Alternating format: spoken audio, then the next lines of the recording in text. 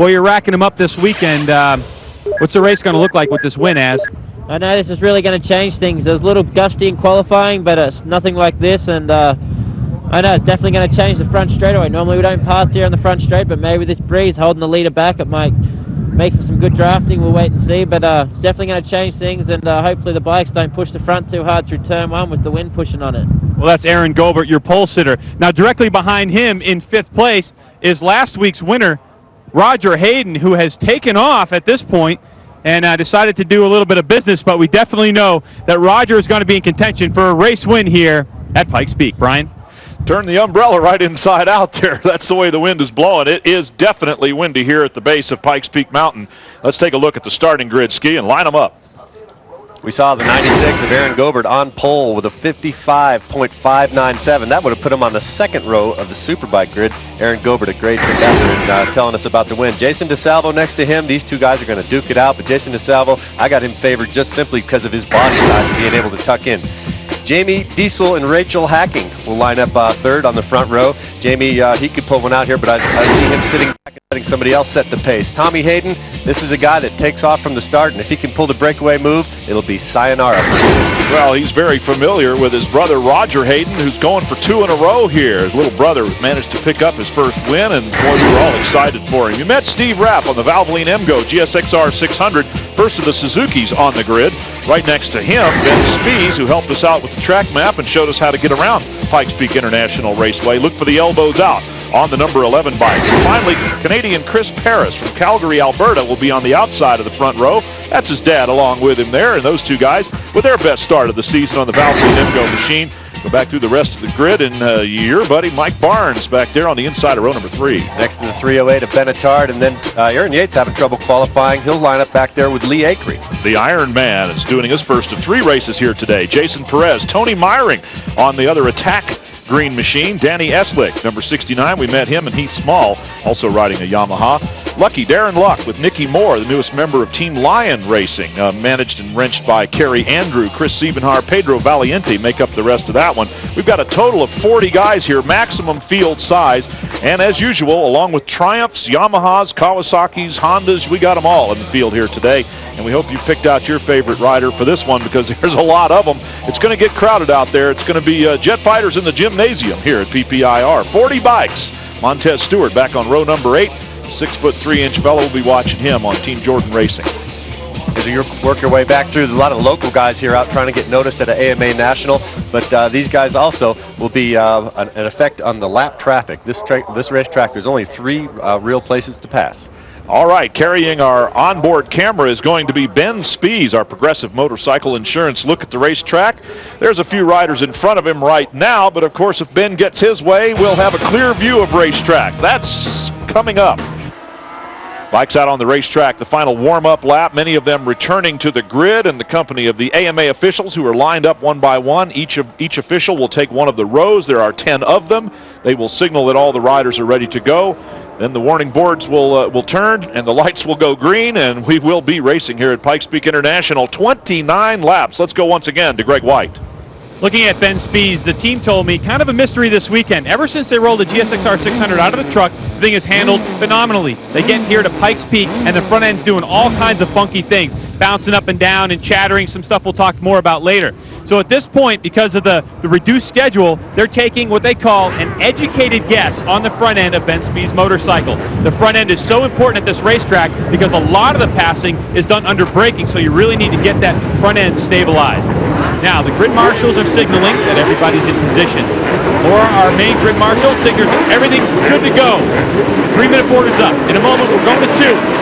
Bikes are in gear, face mask down, and we're ready to go racing. The light goes green.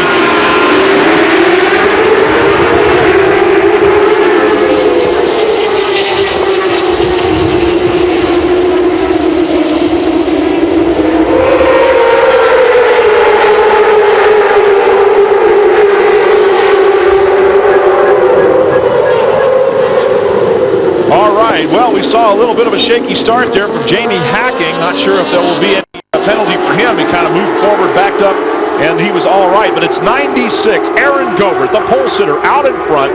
Number 40, Jason DeSalvo, his teammate, 2 spots back. We've got Tommy Hayden on the number 22 green machine in second position, the points leader.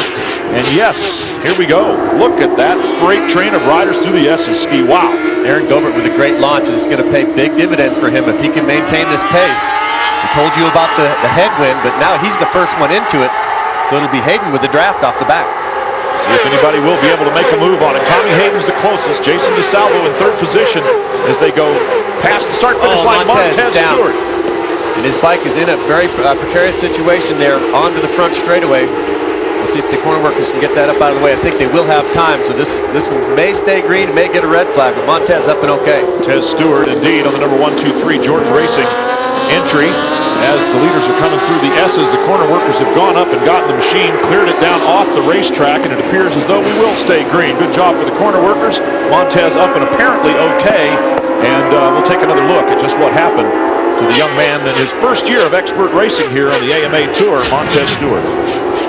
Yeah, onto the front straightaway. Look for the blue bike coming on. It looks like I can't figure out exactly what happened there. He just kind of tucked the front over. Maybe the wind blew him over or something. We're not sure, but the front end just sort of folded up on him, and well, you saw the rest. And then back to the leaders now as Aaron Gobert is coming under pretty heavy pressure by Tommy Hayden, who would like very much to pull the checkout move. Only one problem. He's got a guy in front of him right now, and it's the pole sitter Aaron Gobert, who set a track record in earning that number 1 qualifying spot. Here comes the passing zone, and Tommy's so sharp into this turn, but he's elected to stay to the outside and follow Aaron Gobert through. No attempt to pass. These guys are comfortable with the pace that they're at right now. Tommy's got one more shot at the inside here, but I think Aaron Gobert's setting a pace right now that is so fast that, 29 laps later, you might not have enough tire. Well, 56.4 seconds, well within the speed that they set in qualifying, although they will use softer tires, and conditions were somewhat better, less windy, shall we say. Roger Hayden is trying to become the 4th man in this little quartet up here. It's a trio for now. There is the number 95 bike in 4th position. Aaron Yates is in 5th on his number 20 Suzuki with Ben Spies right behind him. Then it's Raph Attard, Mike Barnes, and Tony Myring rounding out the top 10. For those of you keeping score at home. Could be the 40 machine of Jason DeSalvo, who's getting a little impatient now. It's very hard to run around this track with your view of the racetrack blocked by 2 riders. Let's see, into 3 this time, under braking. You see Aaron Gobert defending the inside, but then Tommy Hayden gets nipped by DeSalvo. He'll run into 2nd, so Yamaha's 1-2. Here comes Tommy right back. Yeah, all right. Going down to the only real hard right-hand turn now. Aaron Gobert on the 96 with Hayden still 2nd, DeSalvo 3rd. A little bit of battling is helping Roger Hayden close the gap, and he is just right there. So our most recent winner is now in the mix. And we will take a quick commercial break here early in the action. 29 long laps, and we've only finished a few of them so far. The order remains the same, although they have squabbled over positions here a little bit during the commercial. It is still Aaron Gobert, the pole sitter, out front. Tommy Hayden 2nd, Jason DeSalvo 3rd, Roger Hayden 4th, and Aaron Yates in the 5th position, same way we saw them go to break. But they keep swapping spots here. A couple of very popular passing zones at Pikes Peak International. The wind may change that slightly, but these guys are just feeling each other in the early laps here.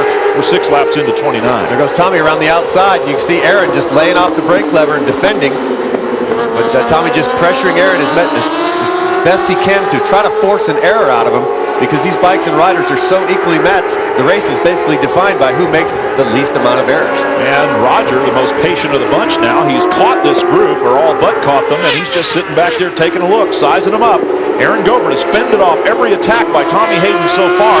We haven't seen Jason DeSalvo really challenge for positions, but let's take a look at something that happened just a little bit earlier to Steve Rapp, who you met at the very top of the show. Right at that spot on the racetrack when you drive onto the front straightaway, the bike to the right in your screen, you see it gets sideways as he grabs the throttle and snap back as a near high side that was corrected by staying on the throttle. Steve Rapp gets ejected out of the seat, lands back in, loses the position to Yates, but stays back out there, currently running in 7th position. And he was 5th at that time, lost a couple of spots altogether, back to 7th, and here's the battle for the lead. Aaron Gobert taking it back from Tommy Hayden.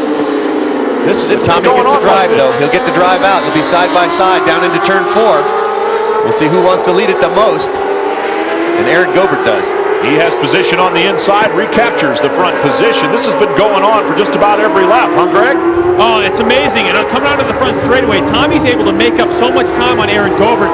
Aaron said at the beginning of the show that because of this headwind that they're experiencing on the front straightaway, it punches a big hole in the air, and Tommy's able to draft Aaron Gobert. He's actually made a bid for him in turn 1. It's getting crazy down here. The racing's exciting. Here comes Tommy on the front straightaway. Look at him reel Aaron Gobert in right on the rear wheels. They bend it into turn 1. Crazy stuff. But Aaron Gobert hangs on to it with Tommy Hayden second. Raj just backed a couple of bike lengths there. You would think that not only because he's got 3 bikes to draft down the straightaway, that he'd be able to pull up a little closer on him. I think he's biding his time. A lot of these races this year in 04 have been decided in the last few laps, and it's been the guy who has bided his time, managed his tires and his body the most effective. Raj right now, he's not pressing, not doing anything. He's got the whole racetrack to play with, and he's keeping the heat out of his tires.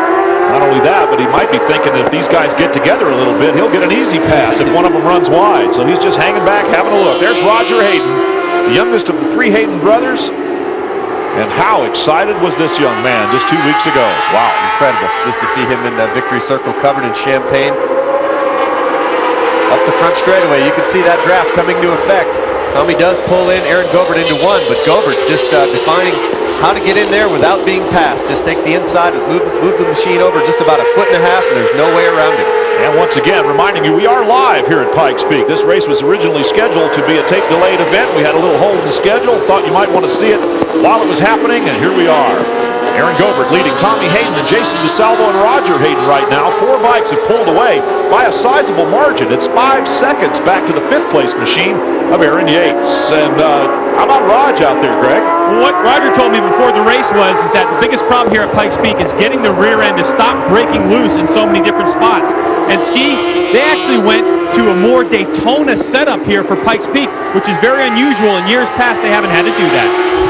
Yeah, they're just trying to keep the chassis geometry the same. Sometimes you have to stiffen up to keep it that way. Blue flag coming out. We have lap traffic coming into play here already. But having that chassis geometry maintained throughout the whole race and keeping that rear end planted is effective, especially out here in this high-speed turn 2 area. 10 laps into the race and traffic already. They'll see riders at least twice, maybe 3 times before it's over. There are the blue flags that are shown to riders about to be caught by the leaders. The etiquette then is to move over a little bit off the racing line and allow the lead lap riders to go in. Ben Spees in the company of Aaron Yates with our Progressive Motorcycle Insurance camera. They're duking out with Steve Rapp, too. These guys have been going at it every corner. I think a bit of a rivalry going on here amongst the Suzuki teammates, but Aaron Yates and Ben Spees have already traded paint about 5 different times in the infield. Well, it's all Suzuki's, as the number 308 of Ben Attard on the Corona machine is also there. 4 riders fighting over 5th position, 4 riders fighting over 1st position. We've got battles all over the racetrack here. We're going to try to show you each and every one of them.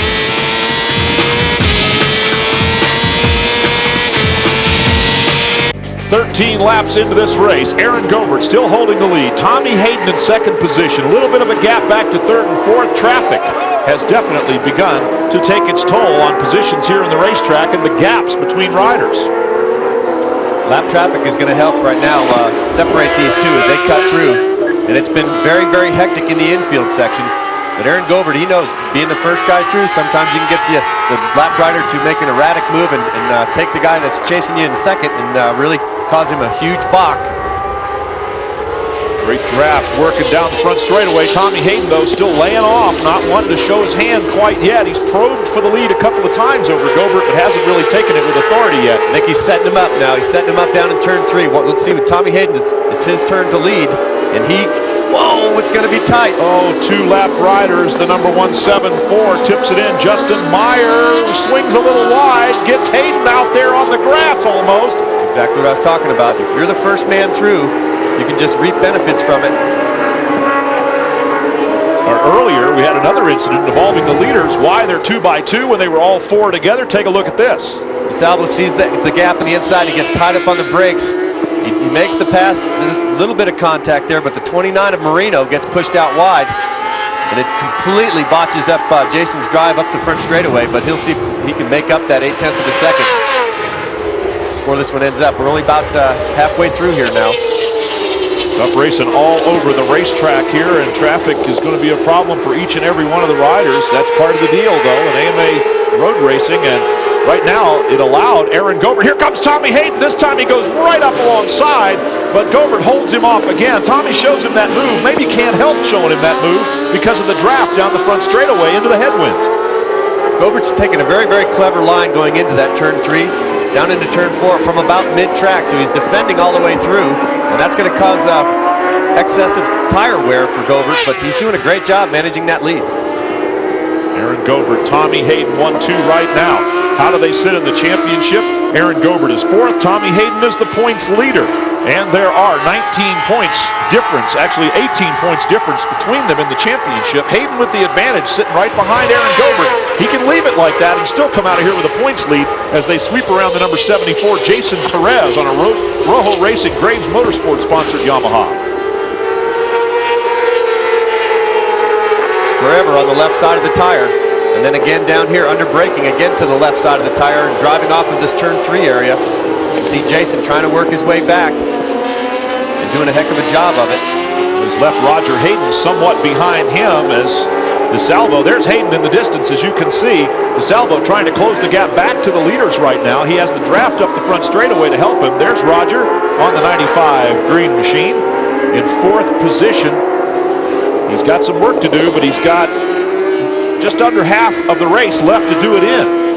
Fantastic rider to watch. You see Roger with the counter steer action in that slow-mo of the last lap pass at Barber. He just snapped the wheel so hard with his counter steer that the front wheel come off the ground. He's doing a lot of that in the infield section. Jamie Hacking, a horrible start, almost jumped it. I think he was concerned he was going to get black flagged for moving the front wheel out of the starting box. But that first lap, so crucial for Jamie Hacking to pick up the rhythm of the leaders. And he's struggling right now, back in 5th. And he is the defending champion, carrying the number 1, earned his championship. He is the only multiple winner in Supersport competition here at Pikes Peak International Raceway. He won in 2003, and he won in 2000, both times on Yamahas.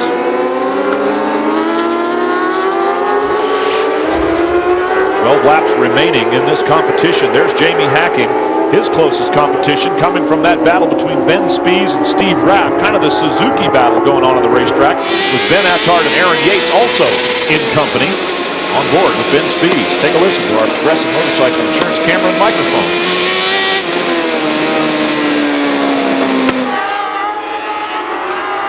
Ben Spies coming up onto the banking front straightaway here, past the grandstand at Pikes Peak International, just past halfway too.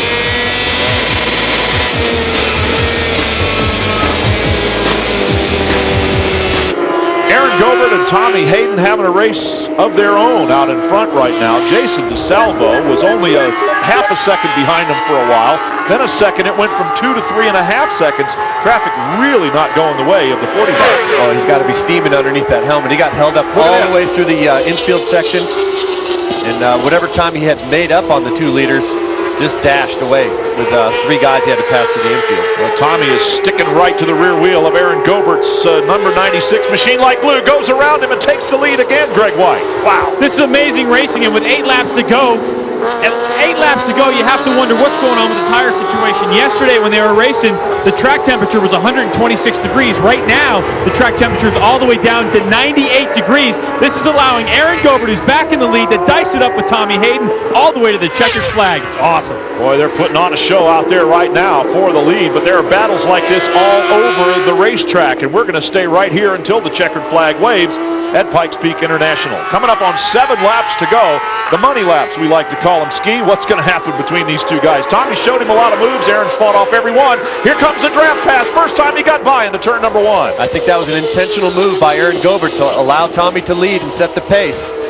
But I don't know if that's a very smart idea, because now Tommy's out in front and he's so good through traffic. Last time into turn 3, both of these guys had the rear wheel in the air. Let's see if they do it again. And here comes Aaron Gobert right back up the inside. So Tommy Hayden's turn at the lead was just about as brief as it's been a few times before. There is more traffic in front of them, and the first time these guys are going to get a clear lap is probably going to be tomorrow. Yeah, when the track is, when everybody leaves here. This is incredible, racing through traffic and still cutting these lap times in the 55s. Aaron Gobert, I don't know if he was just testing Tommy just to kind of push him a little bit. but it's going to be a braking match down in that turn 3 area. And if they don't get it done there, they'll do it in turn 4. Well, and correct what I said about traffic. There's one rider in front of them, another rider way up the racetrack, and then it's clear track all the way around. Tommy Hayden takes the pass again. Aaron Gobert comes right back up the inside. That one-lap rider is just in front of them, and then it's pretty much clear sailing for a while. This is the part of the racetrack where we'll see who has the tires. And right now, both guys are drifting both wheels. Tommy plowing the front end, challenge for the lead again. Aaron Gobert so good on the brakes, puts a lap rider between he and Tommy Hayden. I believe that's John Bowman on the number 17. More, Greg? Yeah, speaking with Aaron Gobert before the race, I talked to him about race strategy, and he said he wants to try to check out of this race with a group of 2 or 3 racers, and if he gets to the checkered flag lap with that group, he's confident he can win the race. So it's really playing into the mental preparation from Aaron Gobert. Check on the number 227, Pedro Valiente, going a lap down to the leaders here as they close in on the final laps. We're about 6 to go, coming up on 5. Up onto the banking one more time. Tommy Hayden laying back from Aaron Gobert on this trip. Sets him up though. 2 completely different lines to this turn. The one that Tommy Hayden's on provides a solid drive as you get out here onto the wall. And that's what's putting him out to the right side. This time he darts back to the left. He's going to try an inside move on Aaron Gobert, and he makes it work. Let's see if he can hold that apex. He can't. Oh, he swings way wide onto the apron. Tommy Hayden, with a huge mistake, has got to punch in and go back to work on Aaron Gobert. That's given Azza a little bit of a breathing room there, the middle brother of the Gobert family. And Aaron Gobert now with a gap that he may be able to take advantage of. You know, his pit board is going to be telling him the only good thing is with that headwind down the front straightaway that seems to be tapering off ever so slightly based on the flapping flags. Maybe that hole in the air is not quite so big now. We'll see if Tommy Hayden can pull it up in the draft on the front straightaway. Aaron Gobert. It's the biggest lead so far, Brian, but you watch Tommy Hayden through turn 1. By the time they get down to turn 3, he should be able to close in on Aaron Gobert. Aaron Gobert, winless this season. He has been consistently in the top 5 finishes. His best came at Barber when he finished in 3rd position. But he's looking for his first win of the season. Aaron Gobert 4th in points. Tommy Hayden with a win at Fontana is the points leader. That's the setup both on the short and long term here. These 2 guys are going to go to the finish alone. No one's going to catch them here in these last 4 laps. It's going to be close. There is a group of traffic up ahead, but as you say, with 4 to go, we'll have to see what happens with that. But these guys, again, at 56.017 for the 96 machine of Aaron Gobert. And that's on wore-out tires. These guys are really pushing. You see both guys sliding the tires there at the apex of that final turn 9. Tommy completely made up for that mistake, and now drafting and passing, going for the lead. Here he is with 3 laps to go. Tommy Hayden takes the lead. Aaron Gobert can't get back by him at the end of the straightaway, if you call it that. Big bump out there. Tommy had to get out of the throttle. Now Aaron Gobert's on the inside. We'll see on the braking duel here who's going to win down into turn 3. Tommy Hayden has to be remembered. Look at this. It's going to be contact almost. But Aaron Gobert, he goes wide this time. And this time Tommy pulls it in tight and manages to get position. Gobert's going to have position for the right-hander coming up. Pretty much the only right-hand current on the track.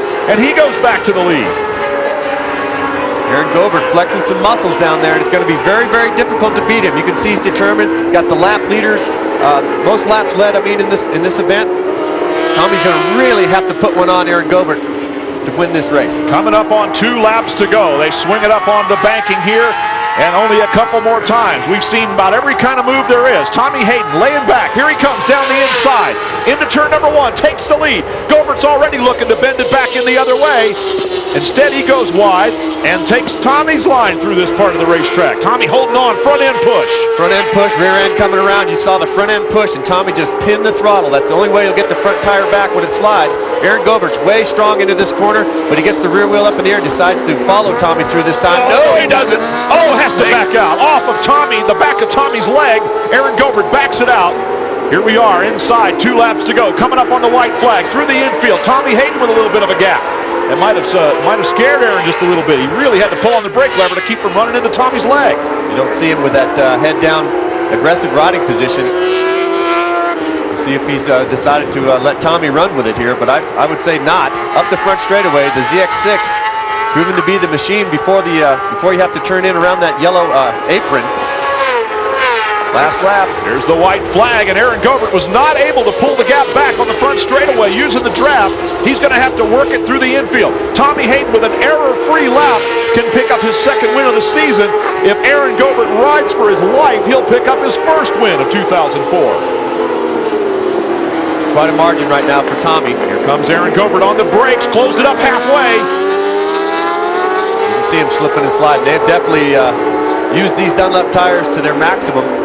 A little bit of traffic in front of them could come into play here through the S's. They're coming up on the number 74 bike, Jason Perez. Here's Tommy Hayden, there's Perez. It's gonna allow Aaron Gobert a chance up the front straightaway, but Tommy gets through one. Yep, Mike Shreve from Albuquerque, New Mexico, also in the mix. Here we go. Tommy Hayden with the lead, up onto the banking. He's got a clear run to the finish line. Aaron Gobert's not going to catch him, and Tommy Hayden is going to win for the second time in 2004. Taking a look at all the unofficial results here, we know that Jason DeSalvo finished third. Take a look at where everybody else ended up. Barney starting the second 10 here with Danny Eslick right behind him, Nicky Moore, a couple of dirt track guys, and youngsters too. Keep an eye on them for the future.